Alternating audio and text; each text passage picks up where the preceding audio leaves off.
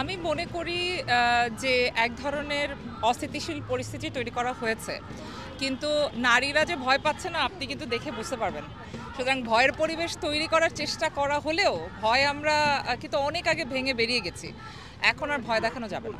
সামাজিক যে একটা জাল, সে সম্পর্কের জালটা নষ্ট হয়ে গেছে এবং এক্ষেত্রে খুব গুরুত্বপূর্ণ হচ্ছে যে সেই পরিষ্কার আইনের শাসনটা না থাকার কারণে যে কেউ যে কোনো কিছু করতে পারবে এবং করে পার পেয়ে যাবে বলে একটা ধারণা সমাজে এই মুহূর্তে বিরাজ করছে, যেটাকে কিন্তু অবশ্যই সরকারকেই এমন অবস্থান এবং এমন পদক্ষেপ নিতে হবে যাতে নারী এবং শিশুরা অনিরাপদ বোধ করা থেকে বেরিয়ে আসতে পারে। এটা তাদের দায়িত্ব এবং আমাদের বলবার আছে এটাই যে যেই মুহূর্তে তারা আমরা দেখছি যে তারা আইনের শাসন দিতে পারছেন না, তারা নারীর নিরাপত্তা দিতে পারছেন না, তারা পথ ছেড়ে দিক, অন্য কেউ নিক, অন্য কেউ দায়িত্ব পালন করুক।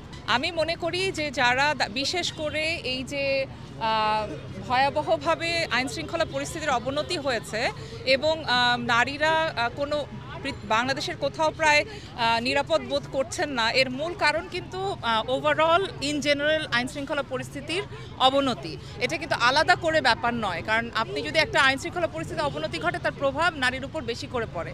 সুতরাং সেই অর্থে আইনশৃঙ্খলা পরিস্থিতি রক্ষা করার দায়িত্ব যার, তাকে তো অবশ্যই জবাবদিহি করতে হবে যে কেন তিনি আইনশৃঙ্খলার পরিস্থিতি ঠিক করতে পারছেন না।